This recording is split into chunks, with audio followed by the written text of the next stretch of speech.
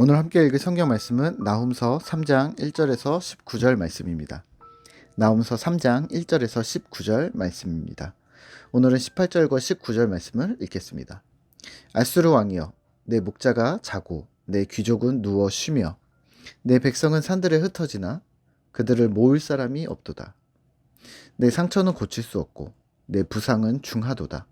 내 소식을 듣는 자가 다 너를 보고 손뼉을 치나니 이는 그들이 항상 내게 행패를 당하였음이 아니더냐 하시니라. 아멘. 오늘 함께 생각할 주제는 심판의 결국입니다. 우리가 묵상하고 있는 나훔서 3장은 아수르에 대한 심판에 대해 계속해서 이야기하고 있습니다. 아수르의 심판이 얼마나 철저한지, 하나님께서 그들에게 얼마나 가혹한 패배를 안겨주시는지 정확하게 표현하고 있습니다. 2절과 3절입니다. 휙휙하는 채찍 소리, 윙윙하는 병거 바퀴 소리, 뛰는 말, 달리는 병거, 충돌하는 기병, 번쩍이는 칼, 번개 같은 창, 죽임당한 자의 때, 주검의 큰 무더기, 무수한 시체여, 사람이 그 시체에 걸려 넘어지니. 아수르의 철저한 심판이 따르는데 그 방편이 전쟁인 듯합니다. 6절입니다. 가증하고 더러운 것을 던져 능욕하고 구경거리가 되게 할 것이며 7절입니다. 사람들이 도망할 것이며 황폐할 것이며 10절입니다. 그를 돕는 자들이 오히려 포로가 될 것이며 12절입니다. 모든 산성은 무너질 것이라 그렇게 이야기하고 있습니다.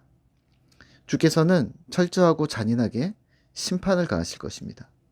그리고 결국 니느웨는 완전한 패배를 당해 고칠 수 없게 되고 치료할 수도 없고 존중받거나 도움도 받을 수 없는 상태가 될 것이라고 예언합니다. 그러면 오늘 우리는 두 가지를 생각하셔야 합니다. 첫 번째는 하나님께서 아수르를 더 용서할 생각이 없으신가? 두 번째는 현세적 심판이 있어진 이유는 무엇인가입니다. 하나님은 아수르를 용서하실 생각이 없으셨던 걸까요? 우리는 흔히 이렇게 생각합니다. 하나님이 힘과 능력, 권능이 있으신데 왜 그리 쪼잔하게 심판을 하시는 것일까? 정말 사랑의 하나님이시고 광대하시고 크신 분이라면 그 정도쯤은 용서해 주실 수 있는 아량이 있어야 하지 않는가? 라고 생각합니다. 마치 어른이 어린아이 사탕을 빼앗듯이 하나님의 심판을 생각하는 건데요. 혹시 질문 하나 드리기는 아수르의 죄가 어린아이 사탕 정도의 가벼움이라고 생각하시는 것은 아니시겠죠? 나훔서에서는 친절하게 아수르의 죄가 어떠한지 설명해 주고 있습니다. 오늘 1절입니다. 그 안에는 거짓이 가득했고 포악이 가득했고 탈취가 떠나지 아니하였다. 고어로 읽어서 잘 와닿지 않을 수 있는데요. 오늘 말로 바꾸면 이렇습니다. 사기쳤고 가혹한 폭력을 행사했고 강도짓과 횡령이 끊이질 않았다. 4절입니다. 니느웨는 미모의 여인처럼 음녀의 행동을 하며 많은 나라를 미혹하고 여러 족속을 미혹하였다. 이 역시 오늘 말로 바꾸면 이렇습니다. 사람들을 미혹하여 헛된 신, 사악한 문화와 생활 방식을 강요하였고 그들을 하나님과 더욱 멀어지게 하였고 하나님이 가증하게 여기시는 일들을 하였다는 것인데요. 그 당시의 상황들을 염두에 둔다면 사람을 제물로 바친다던가 자해를 한다던가 성적인 타락을 종교 행위로 둔갑시키는 일들을 염두에 두셔야 할 것 같습니다. 그러니까 단순히 음행, 미혹, 포악, 탈취라는 단어들이 절대 가볍다라고 생각하시면 안 되는 일인 것이죠. 이 일들에 대해 우리가 상식적으로 반응한다면 어떻게 해야 할까요? 네, 바로 잡아야 하고 그 상처를 입은 나라와 민족을 돌보는 일들을 해야 합니다. 바로잡음은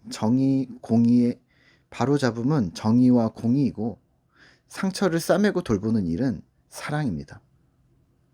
다시 말하면 하나님의 심판은 공의와 사랑을 세우는 일임을 기억하셔야 합니다. 여기에 하나님의 심판은 필수입니다. 아수르의 만행을 단지 용서하는 것만으로 그 일들이 바로 잡아지지 아니하며 하나님의 심판은 신원이라는 개념을 기억하시면서 어그러진 것을 바로 잡았다라고 이해하셔야 합니다. 그렇다면 이 심판이 현세적으로, 그러니까 현재 이스라엘에게 주어진 이유는요? 심판이 있어진 이유는 무엇일까요? 사실 하나님의 심판은 목적과 대상이 없이 이루어지지 않습니다. 여기 하나님의 나라와 하나님의 백성이라는 개념이 매우 중요한 것인데요. 하나님의 돌보시는 백성들을 하나님께서는 염두에 두신다는 것입니다. 다시 말하면 하나님은 자신의 백성들의 부르짖음, 애통과 고통을 외면치 않으시는 분이시라는 겁니다. 자신의 백성들이 구슬피 울며 부르짖는데 심각한 상황에서 헤어나오지 못하는데 하나님은 그냥 일방적으로 한쪽에 참으라고 하신다거나 혹은 그 죄악의 상황들을 보시면서 발을 동동 구르며 어쩔 줄 몰라 하시는 분이 아니시라는 말입니다. 하나님은 대신 심판하십니다. 그리고 아픈 것이 완전히 아물도록 철저히 심판과 회개를 요구하십니다. 아수르가 하나님 앞으로 돌아온 것에 대해 마음이 상했던 요나 선지자를 기억하시면 좀 더 명확할 듯합니다. 요나 선지자 입장에서는 명확한 대가를 치르지 않고 얄팍한 회개로 용서의 영역으로 들어온 당시의 아수르의 상황을 이해할 수 없었을 겁니다. 하지만 진정한 회개는 삶의 방향이 돌이켜지는 것, 다시 돌아와 바뀌어진 새로운 삶을 사는 것이 그 이전의 회개를 계속해서 증명해 나가고 있다는 것을 기억하셔야 합니다. 그러니까 니느웨는 그 회개의 진정성을 증명해내는 삶이 없었고 결국 포악함과 잔인한 자신들의 성향 그대로 하나님께 심판을 받은 것이죠. 마치 죄악은 중독과 같다고 할까요? 스스로 완벽히 돌이키지 않으면, 그러니까 성향을 바꾸지 않으면, 그 습성을 돌이키지 않으면 언제든지 그 자리로 되돌아간다는 것을 기억하셔야 합니다.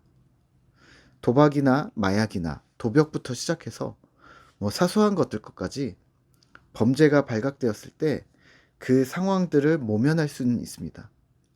하지만 그것이 그들의 삶에 인이 박혀 있다면 결국 또 그 행각을 버리고 말 것입니다. 그 사안이 사회적 문제가 될 만큼 강도가 세든 혹은 도덕법으로도 저촉이 안 될 정도로 강도가 약하든 같은 양상인 것이죠.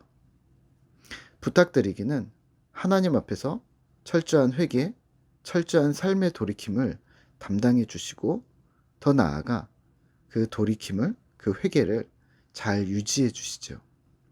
저는 그것을 영성관리라고 부릅니다. 하나님과의 좋은 관계를 유지하는 것, 하나님과의 행복한 생활을 유지하는 것 말입니다.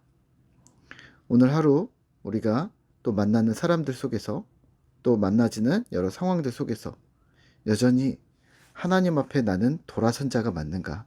아니면 여전히 세상에서는 죄 가운데 살아가며 일주일에 한 번씩 우리는 혹여 임시방편으로 하나님 앞에 회개를 부르짖고 또 다시 원래의 우리의 성향대로 돌아온 것은 아닌가 점검하고 우리의 삶을 돌이키시기를 바랍니다. 심판의 결국이 어떠하였는지 오늘 보았는데 하나님 앞에서 우리가 하나님의 뜻을 따라 믿음으로 살아가는 신실한 신자 되시기를 오늘도 기도합니다. 함께 기도하겠습니다. 하나님 감사합니다. 하나님께서는 주의 백성들을 회복시키실 뿐만 아니라 주께서는 하나님 앞에 진실하고 성실하게 회개하지 않은 자들에 대해 그들의 죄를 다시 끝까지 물으시는 분이심을 우리가 다시 한번 확인합니다. 하나님께서는 큰 사랑을 가지고 계시지만 또 악에 대해서도 큰 심판을 가지고 계심을 오늘 우리가 기억합니다. 하나님 앞에서 우리의 회개와 우리의 삶의 돌이킴이 한결같게 주님 도와주시고 오늘도 만나는 사람들 모든 상황들 속에서도 여전히 우리가 죄의 상황이 아니라 하나님의 백성으로 이 땅을 살아가는 주의 백성들 되어지도록 주님 도와주시옵소서. 완벽히 스스로 돌이켜 주를 사랑하는 자가 되도록 우리 하나하나 주님 붙들어 주시옵소서. 감사드립니다. 예수님의 이름으로 기도드립니다. 아멘.